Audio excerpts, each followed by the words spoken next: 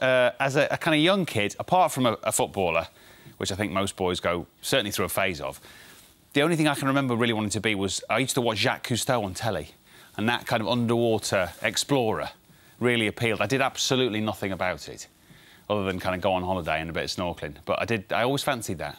Still do, actually. I did languages at college with no fixed idea at all of what I'd use them for, which is kind of the way with languages. All I knew towards the end of that course was I fancied going back and living in Italy.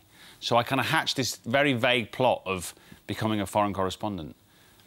So I worked for the student magazine and I got in touch with the major UK newspapers who had correspondents in Rome and said, any chance? And a few of them wrote back and said, well, look, you know, there'll be bits and bobs. It won't be a career, but I'll give you a bit running around and, you know, pennies, really. But it kind of got me started. So I went to Rome, rented a room, got an internship, as they called it, with an American press agency, worked for a few English papers, and that got me started. So I did that for about 2 or 3 years.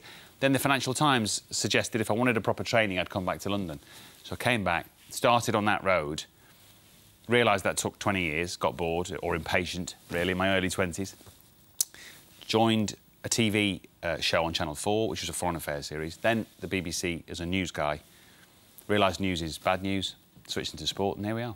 John Inverdale, I worked at the BBC in news, used to work on a show with him. We used to talk about football off air, and he said, well, why don't you work in sport? And it had never occurred to me. And that was the button pressed, really.